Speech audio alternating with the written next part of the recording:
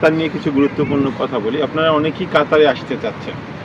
কাতারে ভালো কাজ নাই, অনেকেরই ধারণা কাতারে ভালো কাজ নাই, কাতারে ভিসা হচ্ছে না, অনেক জটিলতা আছে। হ্যাঁ, বর্তমানে কাতারে ভিসা টোটালি বন্ধ বলা চলে।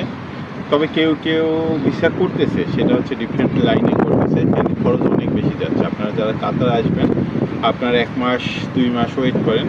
কাতারে ভিসা যখন নর্মালি ওপেন হবে তখন ভিসা রেটটাও কম থাকবে, আর আপনি অনায়াসে আসতে পারবেন। তার থেকে বড় কথা, অনেকেই একটা কমন প্রশ্ন, কাতারে কি আসবো, কাজ আছে কি না, বা ইনকাম কেমন।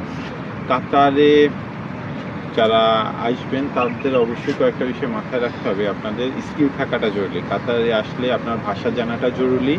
তার থেকে বেশি জরুরি কাজের দক্ষতা যদি থাকে। আপনি বিভিন্ন কাজে যদি স্কিল ওয়ার্কার হয়ে থাকেন, আপনি সেটা হতে পারে কনস্ট্রাকশন রিলেটেড, হতে পারে ফুড রিলেটেড, যে কোনো রিলেটেড, আপনি যদি আপনার এক্সপিরিয়েন্স থাকে, আপনার যদি যে কোনো হাতের স্কিল থাকে, তাহলে আপনি কাতার আসতে পারেন। যদি আপনার হাতের স্কিল না থাকেন, কষ্ট করতে না পারেন, তাহলে আপনার কাতার না আসাটাই খুব ভালো।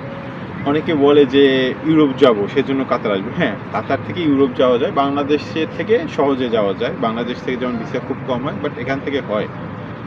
তবে এসব ঝুঁকি নেওয়ার আগে আপনার পারিপার্শ্বিক অবস্থা বিবেচনা করবেন। যেমন ধরেন লোন করে এখানে না আসাই ভালো। আপনাদের অ্যাভেলেবেল টাকা আছে, আমি 6 মাস বসে খাবো, কাতারে এসে কাজ করলে করলাম, না করলে না করলাম, সেক্ষেত্রে আপনি কাতার আসতে পারেন। বাট কাতার আইসা যদি আপনি হার্ডওয়ার্ক করতে না পারেন, আপনার স্কিল না থাকে, আপনার কমিউনিকেশন স্কিল ভালো না থাকে, তাহলে আপনার কাতার আইসেন না।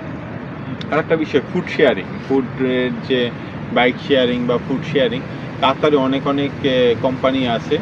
কিটা থেকে শুরু করে, তালাবাদ থেকে শুরু করে অনেক কোম্পানিতে খুব ভালো ফুড ডেলিভারি দেয়।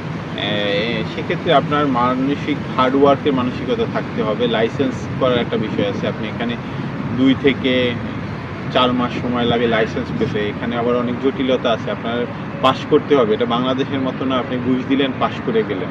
সেই জন্য বলবো, কাতার আসলে আপনি ভেবে চিন্তে আসবেন। আপনার যদি এক্সপিরিয়েন্স থাকে, কাজের অভিজ্ঞতা থাকে, তাহলে আপনি আসেন। ইউরোপ যেতে চাইলেও আপনি আসতে পারেন। বাট যদি আপনার কাজের অভিজ্ঞতা না থাকে, আপনি হার্ডওয়ার্ক করতে না পারেন, তাহলে কাতার আসার আগে অন্ততপক্ষে 3 বার ভাবেন। ঠিক আছে? বাপ মায়ের কষ্টের টাকা নষ্ট করেন না কাতার আইসা। কেননা কাতারে বাজারটা খুবই ছোট। কাতার একটা ছোট দেশ, সেখানে আনলিমিটেড কাজের পরিধি নেই। কাজের পরিধি খুবই ছোট, সেটা হচ্ছে কনস্ট্রাকশন রিলেটেড কাজ বেশি। আর বাকি যে কাজগুলো আছে সেখানে দক্ষতার দরকার হয়, প্লাস সার্টিফিকেটের দরকার হয়।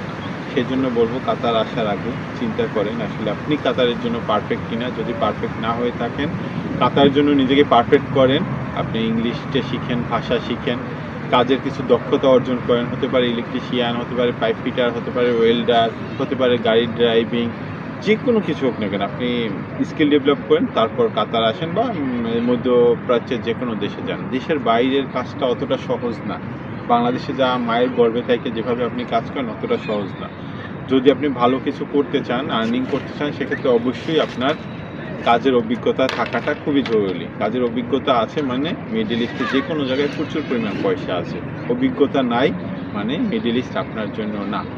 আরেকটা বিষয়, ফুড ডেলিভারি করতে আপনার লাইসেন্স পাঠাতে 2 থেকে 4 মাস সময় লাগবে, এটা মাথায় রাখবেন। ওই 4 মাস যদি আপনার খাওয়ার মতো অ্যাবিলিটি থাকে, তাহলে আইসা ফুড ডেলিভারি করে খুব ভালো টাকা আর্নিং করতে পারবেন। এটা সত্যি কথা। কিন্তু আপনাকে পরিশ্রম করতে হবে। আপনার পরিশ্রম আমি করে দেবো না, আরেকজন করবে না।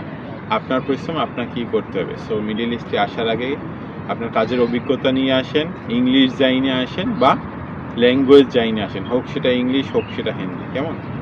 তো আজকের মতো বিদায় নিচ্ছি। আমার ভিডিওটা ভালো লাগলে অবশ্যই আমার চ্যানেলটা সাবস্ক্রাইব করবেন। চেষ্টা করবো আপনাদের মাঝে নতুন তথ্য তুলে ধরার। কেমন? ধন্যবাদ।